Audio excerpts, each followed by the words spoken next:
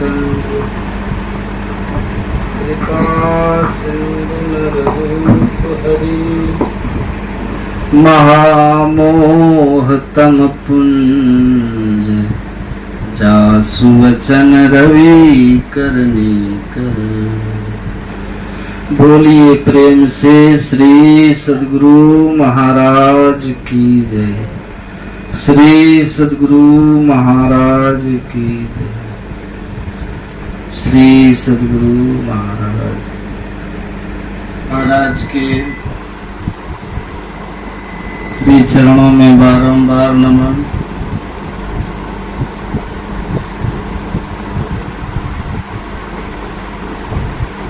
गुरुदेव महर्षि संत शिवानंद जी महाराज के पावन युगल श्री चरणों में बारंबार नमन।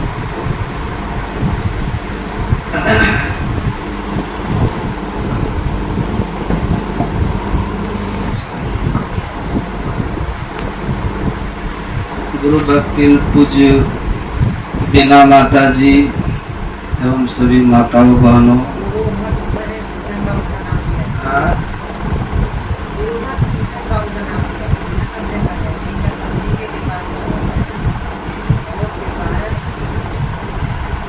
गुरु महाराज की असीम कृपा अनुकंपा से ही जब गुरु की विशेष कृपा होती है, दया होती है, तब सत्संग का अवसर मिलता है। क्योंकि गोस्वामी जी कहते हैं जब द्रवहि दीन दयाल राघव तब साधु संगति पाइए। जो दीन दयाल राघव अर्थात भगवान श्री राम है, जब उनकी दया हो जाती है, अनुग्रह करते हैं, कृपा करते हैं, तब साधु संग मिलता है। साधु संगति पाइए। और जब साधु संगति मिल गया, जही दरस परस समागमादिक पाप राशि नसाई। जब साधु का संग मिलता है तो दर्शन करते हैं। जो हम लोग दर्शन करते हैं, दर्शन सिर्फ आंख से ही नहीं करते हैं। देखने का जो माध्यम है बहुत तरह का माध्यम होता है। जैसे आंख से देखते हैं हम लोग, लेकिन संत महात्मा लोग कहते हैं सिर्फ यही आंख नहीं है देखने के लिए, तब भाव की भी दृष्टि होती है, भक्ति की भी दृष्टि होती है, आत्म दृष्टि भी होती है, दिव्य दृष्टि भी होती है। तो ये ज्ञान की एक दृष्टि होती है, बहुत दृष्टियां होती हैं। तो जब साधु महात्माओं को आप देखते हैं तो भक्ति भाव की दृष्टि से देखते हैं। तब क्या होता है, आपके अंदर में जब भक्ति जागृत हो जाती है, भक्ति मतलब सेवा, सेवा भावना जब आप करने लग जाते हैं, आपके अंदर में सेवा भावना जब हो जाती है, तो साधु महात्मा संत महात्मा प्रसन्न हो जाते हैं। तब क्या होता है, तब वो प्रसन्नता पूर्वक प्रदान करते हैं, कृपा करते हैं, भेद बताते हैं, राज रहस्य बताते हैं। किस चीज के लिए? सुख के लिए राज बताते हैं, शांति के लिए, संसार में सही ढंग से चलने का राह बताते हैं, और परमात्मा को कैसे प्राप्त करेंगे ये सब राज रहस्य बतलाते हैं संत महात्मा। हमारे संत महात्मा जब प्रसन्न हो जाते हैं तो ये सब ज्ञान देते हैं। एक बार गुरु महाराज जी के पास एक वकील साहब आए, सुने होंगे आप लोग। उनके मन में हुआ कि गुरु महाराज जी से दीक्षा लूं। अपने वकील साहब ने कहा कि हुजूर मैं दीक्षा लेना चाहता हूं, इसी ख्याल से मैं आपके पास आया हूं। तो गुरु महाराज जी ने कहा आजकल मैं दीक्षा नहीं देता हूं, संत सेवी जी देते हैं, उनके पास जाकर के ले लीजिए। वो तो वकील थे, दूसरों को अकल देने वाले थे। उन्होंने गुरु महाराज जी से कहा कि नहीं नहीं, हम तो आप ही से दीक्षा लेंगे। क्यों? कि हम आपसे दीक्षा लेने के लिए आए, आप उनके पास भेजते हैं, मैं आपसे ही दीक्षा लूंगा। तो गुरु महाराज जी ने कहा जब आप मेरी बातों को मान ही नहीं रहे हैं, मुझसे दीक्षा लेके आप क्या कीजिएगा? तो वकील साहब ने कहा नहीं मेरी इच्छा है, इसलिए मैंने कहा कि मैं सोच करके ही आया था कि आप ही से दीक्षा लूंगा। इसलिए मैंने कहा कि आप ही दीक्षा दे दीजिए। तब गुरु महाराज जी ने कहा था कि मान लिया जाए मेरे पास गोदरेज में अलमीरा में पैसा है, कोई आवश्यक व्यक्ति आता हमसे मांगने के लिए पैसा उधार मांगता ही है ना।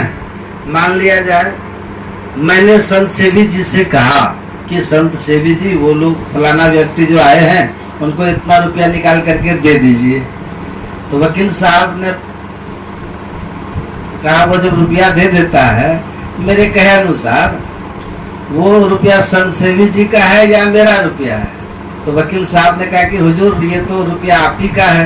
उन्होंने कहा आज्ञा का पालन किया, उन्होंने आपके आज्ञा के अनुसार वो रुपया दिए। तब गुरु महाराज ने कहा ठीक उसी तरह से जो भी दीक्षा संत सेवी जी देंगे वो मेरी दीक्षा होगी, उनकी नहीं होगी। मेरी आज्ञा से वो दीक्षा देंगे, दे रहे हैं।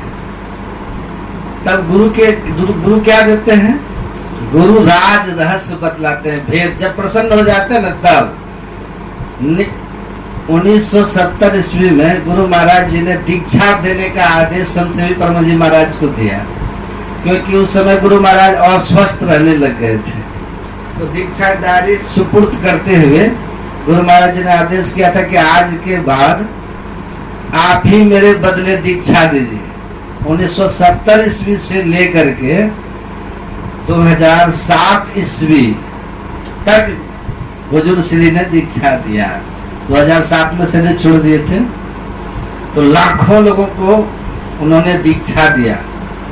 तो जब आप पर संत महात्मा या कोई भी प्रसन्न होते हैं तो कुछ देते हैं। हमारे गुरु महाराज जी ने कहा कि सुखमन के झीना नाल से अमृत की धारा बही रहे और मीन सूरत धार धर हाथा से सीधा चढ़ी रहे।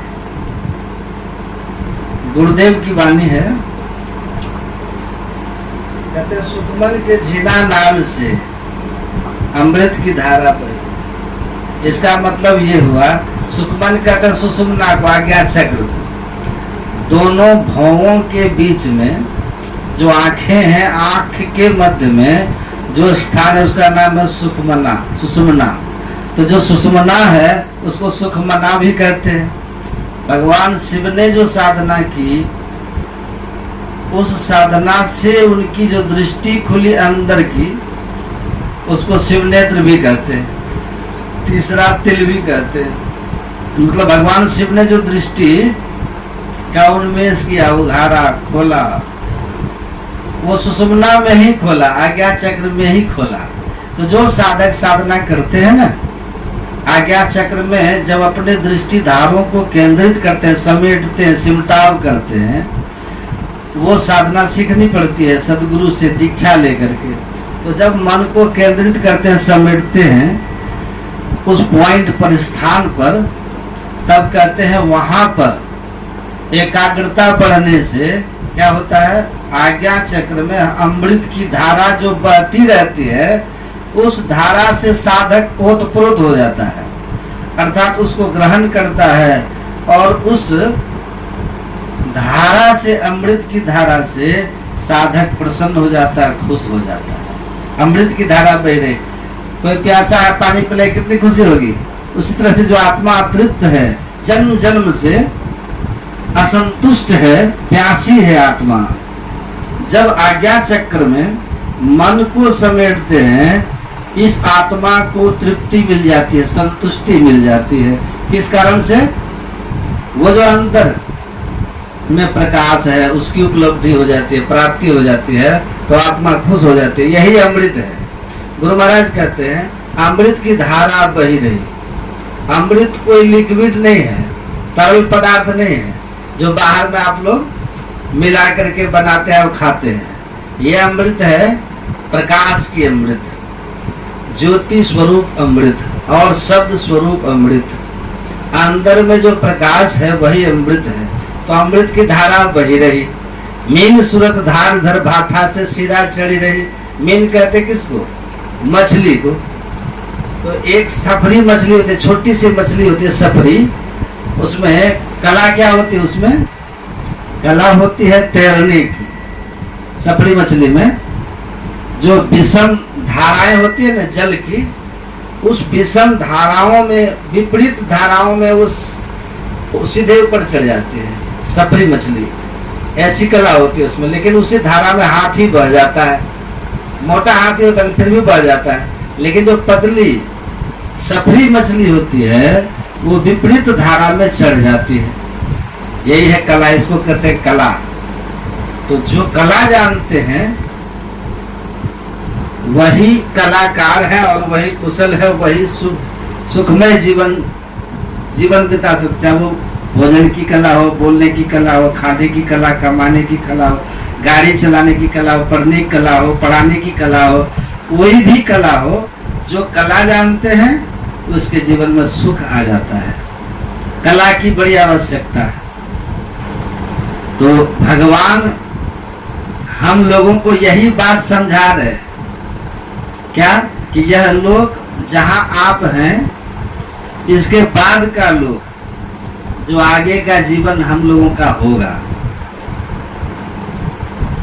उनका वो दोनों सुखमय जीवन हो, शांतिमय हो, इहलोक और परलोक दोनों जगह आप आनंद से रहें। उसके लिए क्या करना है? भक्ति करना होगा, भक्त बनना होगा। आपको भक्ति करनी होगी। भक्ति कैसे करनी होगी? सुलभ सुखद मार्ग या भाई, भगति मोरी पुराण श्रुति गाई। इसलिए कि जो परलोक यहाँ सुख चाहू, भगवान कहते हैं परलोक और यहाँ दोनों जगह अगर आप सुखी होना चाहते हैं तो भक्ति करनी होगी। भक्ति क्या है जो हम लोगों को करनी होगी? तो यही अभी जो आ रहे थे ना हम लोग यहाँ कलकत्ता, जो हम आ रहे थे ट्रेन से, मैं यही कलकत्ता ही आ रहा था। इसके पिछले बार तो ध्यान पर होता है ना, ट्रेन में ही सुबह में ध्यान में बैठा था। ट्रेन में होता है ना, अपना आसन लगा के समय पर 3 बजे तो ध्यान में बैठे, एक आदमी बैठे हुए थे। तो 4 बजे लगभग हमको ध्यान में बैठे देख करके थोड़ा सा ध्यान से जब मैं उठने ही वाला था तो वो लड़का जो था, युवक था, खटास करके एक भजन गाया, आदत बुरी सुधार लो बस हो गया भजन। आदत मतलब मन की तरंग मार लो बस हो गया भजन। और कह के वो जाना चाहा तो मैंने कहा कि प्लीज प्लीज सीट, बैठिए बैठिए, थोड़ा सा आप बैठिए।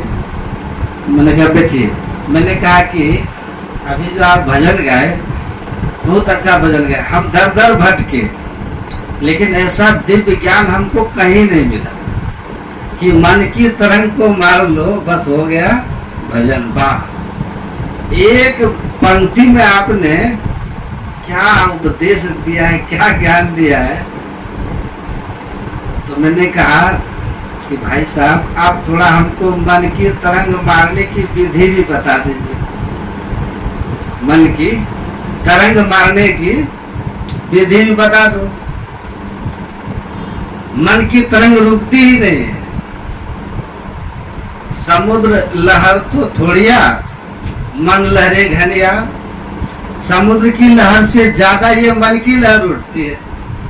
तो मैंने कहा कि ये मन की तरंग मारने की थोड़ी सी युक्ति बता दीजिएगा तो मेरा भटकन छूट जाएगा।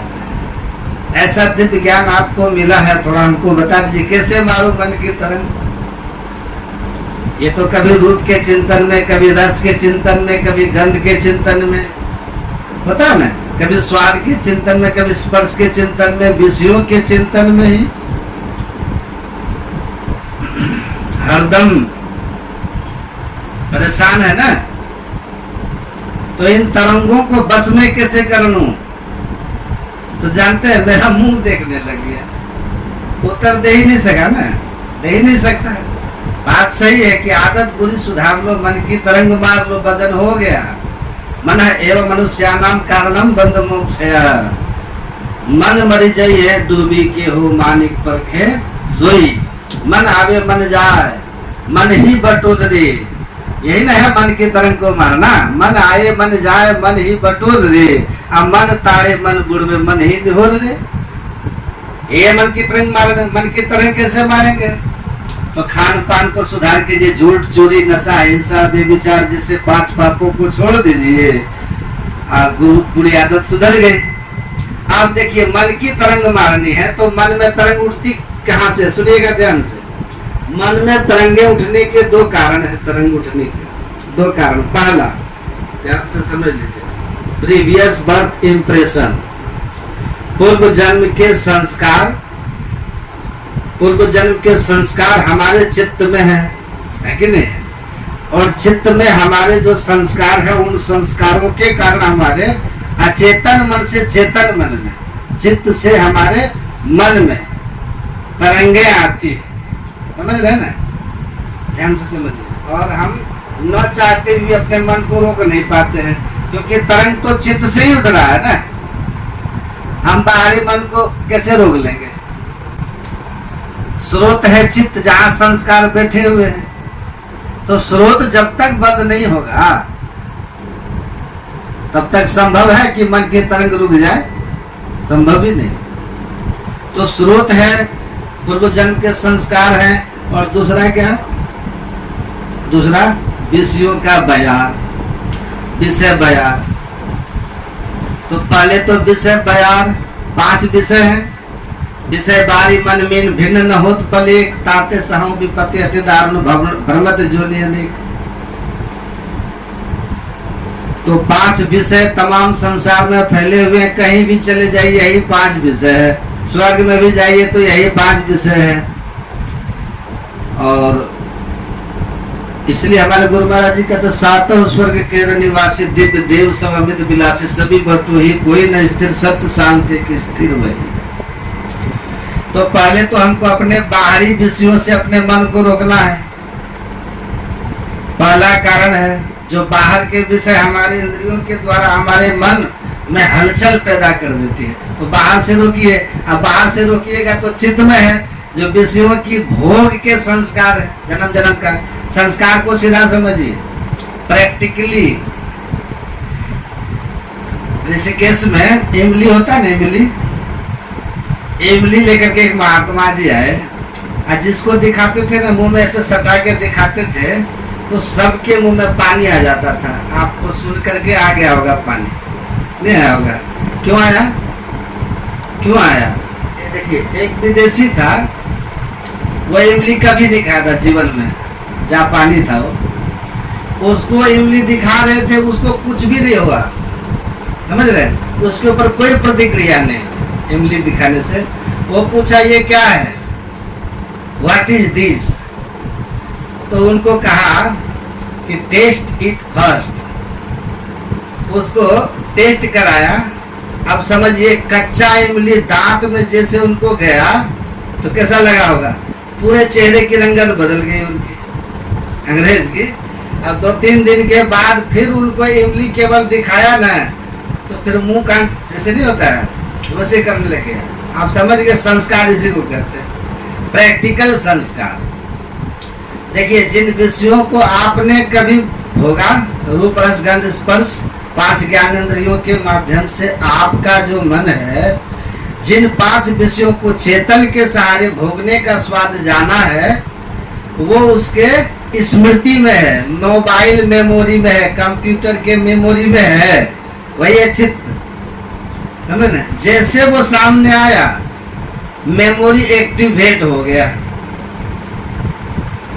उनको उठा दिए, सो गए, एक्टिवेट हो गया, और आप उससे विचलित हो गए बिना टच किए। इसलिए कहा कि विष तो खा के लोग मरते हैं, विषय तो देख के भी लोग मर जाते हैं, देख के भी घबरा जाते हैं।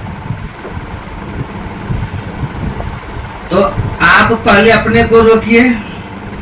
अब समझिए, ध्यान लगा, आंख बंद कर लिए, कान एकांत शांत में हम बैठ गए ध्यान करने, है ना? तो बाहरी विषयों से तो हम रुक गए हैं, लेकिन संस्कार अब जगना शुरू होगा। जैसे ही आप बैठेंगे ध्यान में और बैठ करके शांत होइएगा, तो बाहर से तो आप रुक गए हैं, लेकिन जो भीतर बैठे हुए इस जन्म के और पूर्व जन्म जन्मांतर के संस्कार हैं, वो अब मन में तरंग भेजना शुरू करेंगे, मानस तरंगे उठेगी आपको ध्यान में, और वो आपको परेशान करेगी, खींचेगी ना आपको विषयों की ओर, मन को ले जाएगा। तो उसको रोकने के लिए क्या करना होगा? चित्त से संस्कार को धोना पड़ेगा। जो रजोगुण और तमोगुण के संस्कार होंगे, जो रजोगुण और तमोगुणी वृत्तियां होंगी, वो आपके अंदर जब उठेगी तो आप परेशान हो जाइएगा, आपके अंदर में चिंतन संसार का होने लगेगा। तो इस चिंतन से बचने के लिए क्या करना होगा? इस चिंतन को हटाइए। जहाँ जहाँ मन भग जाए ताहि तह से तत्क्षण फेर ले आइए, लगाइए ध्येय में आपन। बार बार मन को खींच करके मंत्र के द्वारा क्या कीजिए? विषय से हटाइए, संस्कार को खत्म करते हैं, समझ रहे ना? तो आप बार बार मन को मंत्र में लगाइएगा, मन मंत्र में लगेगा, चित्त में साबुन लगना शुरू हो गया जब से, समझ रहे हैं? ले कपड़ा ले साबुन दीजिए सो धोई, भरिए मति पापा के संग सो धोवे नावे के रंग। सतगुरु सतगुरु नित्य ही पुकार छीजत पाप समूह रहे। गुरु नानक देव कहते वस्त्र गंदा हो जाता है तो आप साबुन मारते हो, साफ कर देते हो। वैसे जैसे ही आप मंत्र जप करना प्रारंभ कर देते हो, आपके चित्त में जन्म जन्मांतर के बैठे हुए रजोगुणी तमोगुणी और जो संस्कार हैं वो धुलना शुरू हो जाते हैं, ये बाहर निकलना शुरू होते हैं, आपको परेशान कर देता है। घबराइएगा नहीं, मन को बार बार उस वृत्ति से अलग करके गुरु की बताए हुए मंत्र में लगा करके जपते रहिए। उससे ज्यादा सफाई किससे होगी? जब आप मानस रूप का ध्यान शुरू कर देंगे। थोड़ा ज्यादा महंगा डिटर्जेंट और पावरफुल, जैसे ही गुरु की मूर्ति, इष्ट मूर्ति आपके अंदर में आ जाएगा, गुरु जाप मानस ध्यान मानस कीजिए, दृढ़ साध कर इनका प्रथम अभ्यास कर शुद्ध करना चाहिए। आपकी वृत्ति यही संस्कार, तमोगुणी संस्कार आया, नींद आने लगेगी, उल्टी बातें केवल दिमाग में लगेगा, दूसरे को बिगाड़ने की, आपको बैठ के दूसरों को बिगाड़ने की बात सोचिएगा। इसने मुझे ऐसा कहा था, मैं उसके लिए क्या करूं कि उससे बदला ले लूं, मैं उसको क्षति पहुंचा दूं, मैं ऐसे विचार जब आए तो आप समझ जाइएगा तमोगुणी संस्कार जगे हुए हैं आपके। जब अपने सुख की केवल परवाह रहे और अपने सुख के लिए दूसरे के बारे में आप नहीं सोच के मेरा प्रगति हो, सब कुछ मेरा हो जाए, उसमें अगर दूसरे का बिगड़ता है तो हमें उसकी परवाह नहीं है, इस तरह की भावनाएं जब आपके अंदर उछाल मार रही हो तो समझ लीजिएगा ऐसी तरंगे रजोगुण की हैं। आपको इन सब तरंगों से मन को हटाना है। दूसरे का हित चिंतन की भावना जब आए तो ये सात्विक तरंग है, इससे भी आपको अलग हटना है। लेकिन दूसरे के हित चिंतन का जो तरंग है वो बड़े आसानी से आपके मन को शांत करने में सहयोग करेगा। इसलिए सात्विक चिंतन चलते फिरते हो तो बहुत अच्छी बात है। आप बैठिए तो सब चिंतन से अपने को अलग करके क्या कीजिए? मंत्र चिंतन में लगाइए तो इष्ट रूप सामने आएगा। गुरु महाराज कहते हैं अंधकार में जो मंत्र जाप इष्ट रूप की साधना होती है ना, वो संस्कार निर्माण की साधना है। संस्कार निर्माण करते हैं, रजोगुणी तमोगुणी संस्कार को हम खत्म करके सतोगुणी संस्कार अपने अंदर लाते हैं। और सात्विक संस्कार जब हमारा होता है तो सात्विक संस्कार में शुभ भाव होते हैं, शांति रहती है और हम अपने जीवन में दूसरे का अहित चिंतन नहीं करते। ये भजन करने की उत्तम स्थिति हो जाती है, जहाँ से आप चित्त वृत्ति के उस अवस्था को पहुंच सकते हैं जहाँ मन की तरंग मान लो बस हो गया भजन। योगा चित्त वृत्ति निरोध, चित्त की पूर्ण निरुद्धता कहाँ होगी? एक बिंदुता में होगी। पूर्ण चित्त का सिमटाव, ध्यानम निर्विषयम मनः, रूप रस गंध स्पर्श शब्द 5 विषय के जो आपके भीतर में बयार है, तरंगे हैं, सब शांत। क्यों? कि आप उस स्थिति को प्राप्त कर लिए हैं जहाँ कोई चिंतन नहीं हो सकता, मन निर्विषय के पास है। गुरु महाराज कहते हैं आपके अंदर एक ऐसा स्थान है जहाँ कोई विषय नहीं है, वो कहीं बाहर में नहीं है। बाहर भ्रमण बाल खेल जैसन अभी अंतर धसु हो, वो बाहर नहीं आपके अंदर है। वह स्थान गुरु बताते हैं जहाँ पूर्ण चित्त निरुद्ध होते ही मन की तरंग खत्म हो जाती है, बस हो गया भजन।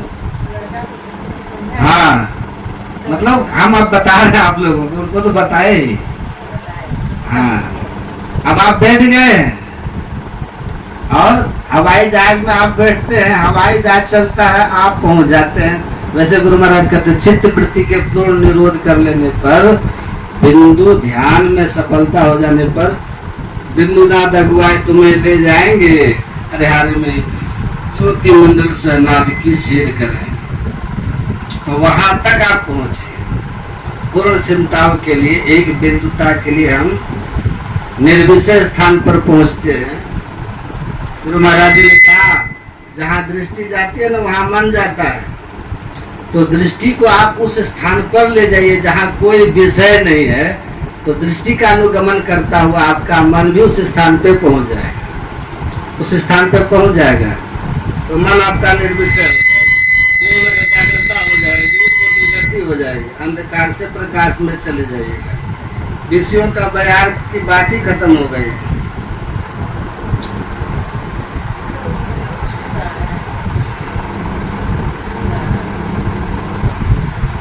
तेरा साहब है घट भीतर बाहर नैना फिर क्यों खोले। देखिए जिस सरोवर में, मान सरोवर जिस हंस को मिला, वो बाहर के गंदे नाले के जल में जाएगा क्रीड़ा करने, वैसे अंदर में परमात्मा का वो विभूति आपको मिलेगा ज्योतिनाथ के रूप में, जिसके सामने विषय के जो रूप रस गंध स्पर्श है ना, ये जो 5 विषय है, उसके सामने बिल्कुल तुच्छ हो जाते हैं, बिल्कुल तुच्छ है। तो संसार की सभी वस्तुएं परिवर्तनशील है, इसलिए उनमें जो आनंद मिलता है वो भी परिवर्तनशील आनंद मिलता है। जो वस्तु टिकाऊ है, स्थिर है, वो सदा एक जैसा है, तो उससे प्राप्त होने वाला आनंद भी एक जैसा रहेगा। वो अपरिवर्तनशील परमात्मा है, तो उसको शांति स्वरूप सर्वेश्वर जानो, शब्दातीत कहीं संत बखानो। शांति स्वरूप एकमात्र सर्वेश्वर परमात्मा है। जब उससे आपका दिल लगेगा, उससे जो शांति प्राप्त होगी, सुख मिलेगा, आनंद मिलेगा, वो कभी घटेगा नहीं, वो परिवर्तनशील नहीं। उस आनंद को जिसने पाया उसने बखान किया। बंगाली महात्मा हुए एक पंचानन भट्टाचार्य, उन्होंने कहा जब वो ध्यान में ईश्वर के नजदीक गए तब वो कहते हैं आनंदे आनंद बाढ़ई प्रति खौन दस इंद्रिय था के शून्य के बंध। 10 इंद्रियां थक गई। आप लोग को सुन रहा है? यहाँ अच्छा, सब हो रहा, सुन रहा है, सब सुन रहे हैं। वह आत्मानंद है, ब्रह्मानंद है। बाकी संसार में जो सुख है वो क्या है? परिवर्तनशील है। तो देखिए जो टिकने वाला पदार्थ है उससे हम दिल नहीं लगाते हैं तो शांति नहीं मिलेगी, शाश्वत सुख नहीं मिलेगा। मतलब परमात्मा में दिल लगाएंगे तब हमारे जीवन में सुख शांति आएगी। असली सुख, शाश्वत सुख, जो सुख कभी कमे नहीं, जो शांति कभी परिवर्तन नहीं हो, वो एकमात्र परमात्मा है। उसी से दिल लगाना पड़ेगा। कुछ बात महर्षि संत परमहंस जी महाराज के पास एक व्यक्ति आए, वो कहा हुजूर जीवन में आराम नहीं मिल रहा, बहुत परेशान रहते हैं, आराम कैसे मिलेगा? उन्होंने कहा कि दीक्षा लिए? हाँ दीक्षा तो लिए हैं हुजूर। कुछ करते हैं जब ध्यान? कहा हुजूर समय कहाँ मिलता है, बहुत परेशान रहते हैं, नहीं कर पाते हैं। तो उन्होंने कहा तब आपको क्या नहीं मिलेगी? आप जो खोज रहे हैं ना कि आराम जीवन में मिल जाए, वो आराम मिलने वाला नहीं है। तो हुजूर आराम कैसे मिलता है? तो उन्होंने कहा आराम चाहते हो आराम से मिलो। कहा आराम कब होगा? जब आकर के राम से मिलोगे तो आराम होगा। जब तक राम से नहीं मिलोगे आराम होने वाला नहीं है। राम बिना आराम कहाँ? तो जब तक ईश्वर के शरण में नहीं जाएंगे सुख शांति नहीं मिलेगी। जब तक अंदर की यात्रा नहीं होगी, असली सुख शांति को नहीं जान पाएंगे। संसार का सुख परिवर्तनशील है, एक बार हंसते हैं, एक बार रोते हैं, यही संसार का नियम है। तो संत लोग वही उपाय बताते, भेद मर्म बताते, जिससे शाश्वत सुख की प्राप्ति हो, चिर शांति की प्राप्ति हो। अगर आपके जीवन में शांति नहीं है तो सुख है? आप अशांत हैं, बेचैन हैं, तो क्या आप सुखी हैं? नहीं, कभी सुखी नहीं होंगे। जब तक शांति नहीं मिलेगी सुख भी नहीं मिलेगा। तो परमात्मा की भक्ति कीजिए। आप परमात्मा कैसे मिलेंगे? तो परमात्मा भक्ति से मिलेंगे। इसलिए क्या कीजिए? परमात्मा की भक्ति कीजिए। और कोई उपाय? बिल्कुल नहीं। कोई साधन? बिल्कुल नहीं। नौ पंथा विद्यते अनायः।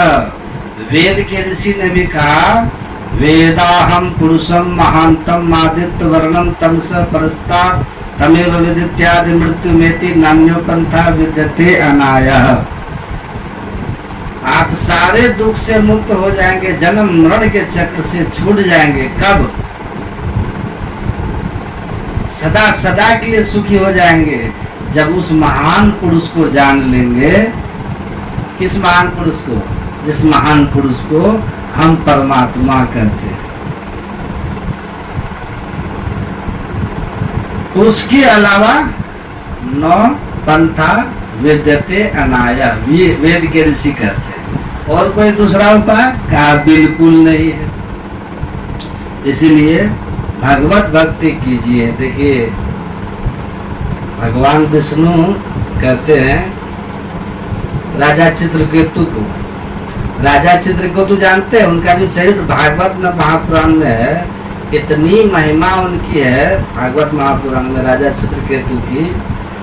उनके जो सुख थे, उनके सुख संसाधनों का, धन ऐश्वर्य का, राजा चित्रकेतु का, क्या आप पढ़ेंगे तो आश्चर्यचकित हो जाएंगे। राजा चित्रकेतु, लेकिन वो चित्रकेतु दुखी होकर के भगवान की तपस्या करने लगे, तप करने लगे। भगवान विष्णु प्रकट हो गए। आप पूछा कि आप तप क्यों कर रहे हैं? तो कहा कि सुखाय दुख मोक्षाय कुर्वते दंपति क्रिया ततो निवृत्तिर प्राप्ति दुखश्च सुखश्च। हे भगवान, रात दिन नर नारी सुख को पाने के लिए और दुख से छूट जाने के लिए प्रयत्न करते हैं, लेकिन हम देखते हैं कि रात दिन सुख के लिए प्रयत्न करते हुए संसार में कोई सुखी नहीं है। इसलिए मैं आपसे ये सुख का रहस्य जानना चाहता हूँ कि स्थिर सुख कैसे मिलेगा। और देखिए, भगवान विष्णु कह रहे हैं कि सुनिए राजा चित्रकेतु जी, सुनिए, बता रहा हूँ सुख का मर्म। लब्धवेह मानुषिम योनिम, भगवान विष्णु कह रहे हैं, ज्ञान विज्ञान संभवम आत्मा नम योन बुद्धियेत न क्वचित क्षणमा पुण्यात्। कहा ज्ञान विज्ञान के स्रोत स्वरूप इस देव दुर्लभ मनुष्य शरीर को पाकर सुख आप तभी पा सकते हो जब आत्मानम योन बुद्धित, जब आप आत्मज्ञान को प्राप्त कर लोगे। आत्मज्ञान मतलब अपने आप का ज्ञान। मैं शरीर इंद्रियां नहीं हूं, मैं चेतन आत्मा हूं। और आत्मज्ञान मतलब परमात्मा की सर्वव्यापकता की अनुभूति। ये जब तक इस अवस्था में नहीं आएंगे, हम किसी लोक में चले जाएंगे।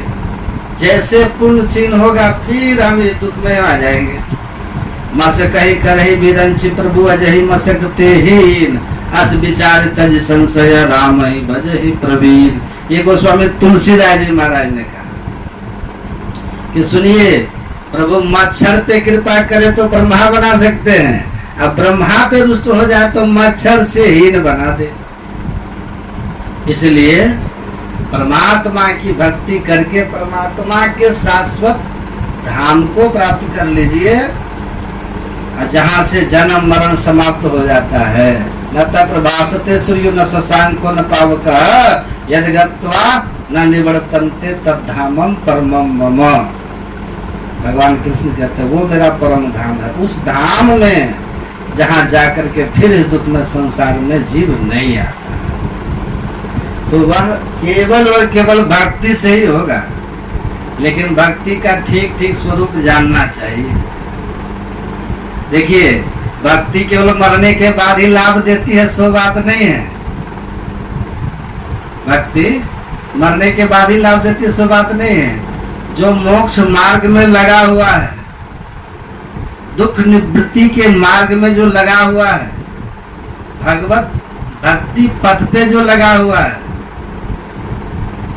उनको मरने के बाद ही केवल भक्ति का लाभ मिलता है, सो नहीं, उनको जीवन काल में भी लाभ मिलता है। जो परलोक यहाँ सुख चाहू, सुनी मम वचन हृदय दृढ़ गहू। तो श्रद्धावान होकर के भक्ति करना है। श्रद्धा मंत्र जाप मम दृढ़ विश्वासा, पंचम भजन सो वेद प्रकाशा। कहते मंत्र का जप करना कैसे? दृढ़ विश्वास के साथ। गुरु प्रदत्त मंत्र का जप दृढ़ विश्वास के साथ करना चाहिए। इस मंत्र से हमारा भला होने वाला है, ऐसा विश्वास होना चाहिए। गुरु गुरु कल्प बिटप गुरु गुरु में ही जब गुरु जाप जपन साचो तब सकल काज सारणम। अति पावन गुरु मंत्र मन ही मन जाप जपो, उपकारी गुरु रूप को मानस ध्यान थको। उपकारी गुरु रूप को मानस ध्यान थको। अति पावन गुरु मंत्र मन ही मन जाप जपो, उपकारी गुरु रूप को मानस ध्यान थको।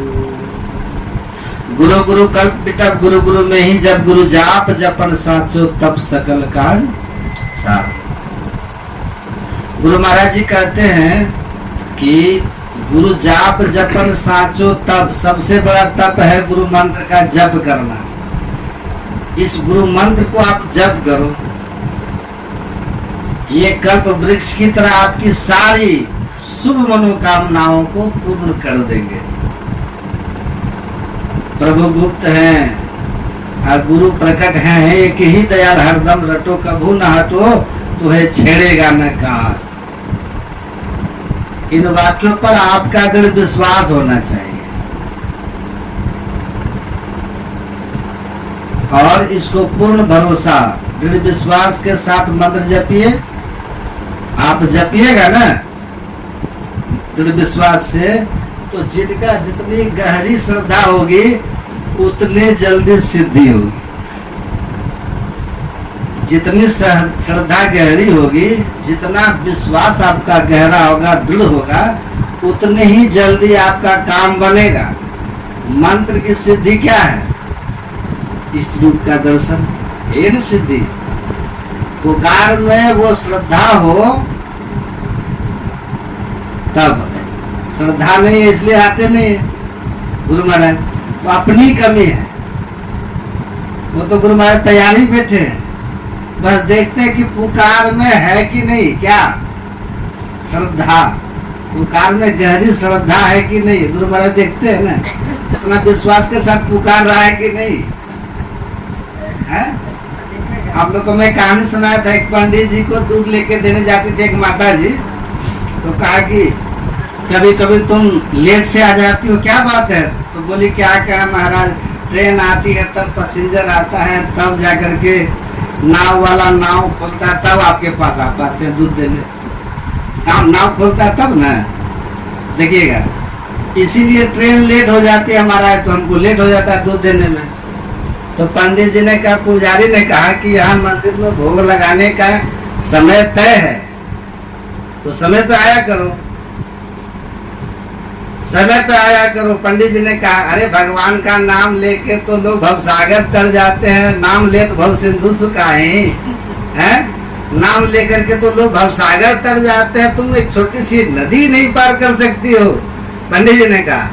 तो माता जी बोले, बाप रे, इतने बड़े पुजारी हैं, पंडित जी हैं, ज्ञानी हैं, ये जब कह रहे कि नाम के सहारे लोग भवसागर तर जाते हैं, तो नदी क्या चीज है?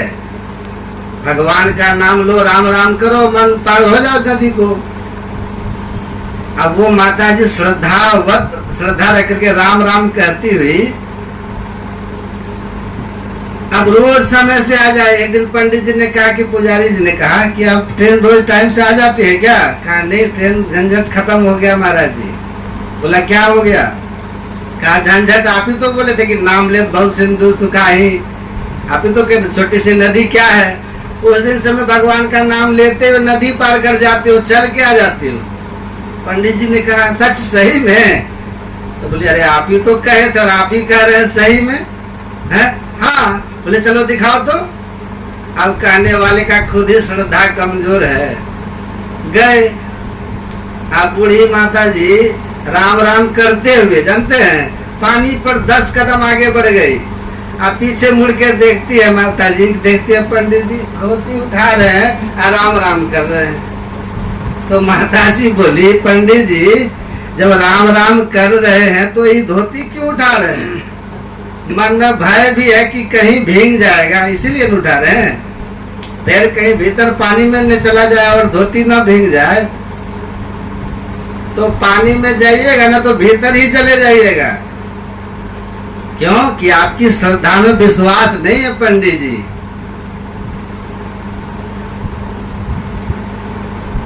तो विश्वास नहीं। एक महात्मा जी यज्ञ कर रहे थे, कहा यज्ञ के बाद वर्षा होगी। आदमी लोग वहां पे पहुंचे, एक आदमी छाता लेके आ गया। कहा अरे तुम अभी छाता लेके आ गया? कहा कि जब बोले हैं आपकी यज्ञ होगा तो वर्षा होगी, तो भाई भीगने से बचने के लिए छतरी तो चाहिए ना। तो महात्मा जी बोले कि वर्षा अब जरूर होगी, तुम्हारे विश्वास पर हमको विश्वास है, वर्षा जरूर होगी। कि छतरी लेके आ गया, देखो कि वर्षा होगी। आप लोग सब संशय आत्मा हो, तो संशय आत्मा विनश्यति। उनको उन लोगों को कहा श्रद्धावान लभते ज्ञान, श्रद्धा हो, विश्वास हो गुरु के वाक्य पर, तब न। और क्या? श्रद्धा और विश्वास के साथ इंद्रिय संयम का साधना जो करते हैं, भगवान कृष्ण कहते हैं जो इस गुरु शास्त्र में श्रद्धा रखते हैं, गुरु शास्त्र में, और इंद्रिय संयम का साधन करते हैं, ध्यान करते हैं, उनको परम शांति प्राप्त करा देने वाले ज्ञान की प्राप्ति होती है। भगवान का वचन है।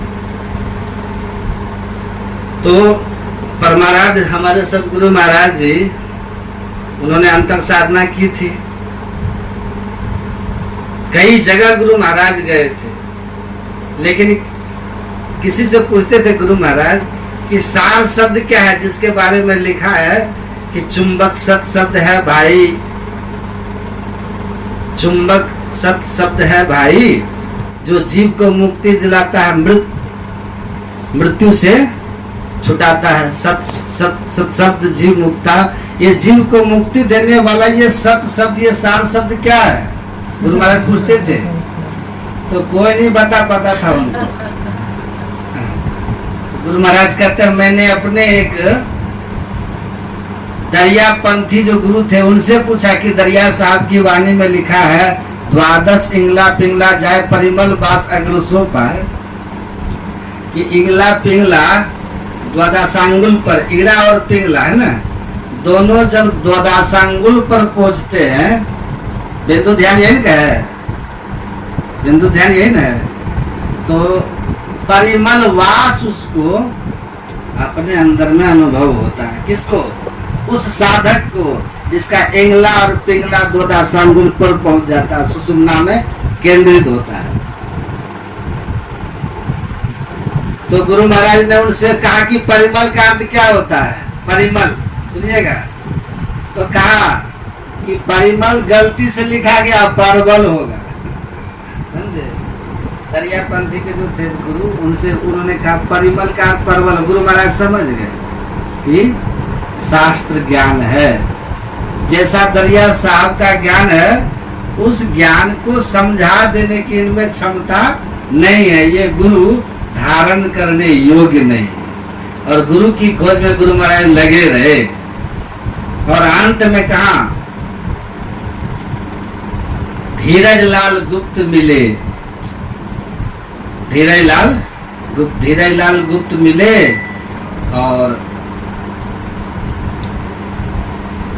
गुरु महाराज 12 बजे रात में उनके पास जाते थे ना। धीरज लाल गुप्त जी 12 बजे रात में कहते थे आइए हम आपको समझाएंगे। देखिए एक दिन कोई बोल रहे थे, महात्मा ही बोल रहे थे कि कभी कभी समय से ज्यादा जग जाना भी बहुत अच्छा होता है। जैसे समझ में आ रहा है? बड़ा समझ की बात उन्होंने कही। उन्होंने कहा कि अगर कोई सदगुरु महाराज जैसा जिज्ञासु हो तो धीरज लाल की तरह जग जाने में कोई हर्ज नहीं है। कोई हर्ज है? अगर धीरज लाल गुप्त कहते 12 बजे रात के बाद नहीं जाइए, आना है तो 10 बजे आइए, रात के पहले आइए या 5 बजे भोर के बाद आइए, तो गुरु महाराज उनके पास जा पाते और इस ज्ञान को हम लोग सुन पाते। आज न गुरु महाराज और हम लोग कहाँ रहते, कोई ठिकाना है? ये उनकी कृपा है कि आज जन जन के लोगों को अध्यात्म का ज्ञान है। तो धीरज लाल गुप्त का कम बड़ा त्याग नहीं है कि गिरफ्त होकर के भी 12 बजे रात तक 3 महीना जग करके गुरु महाराज जी को यही ब्रह्म ज्ञान का उपदेश कर रहे थे। गुरु महाराज के संशय का समाधान कर रहे थे। बोलिए प्रेम से श्री सद्गुरु।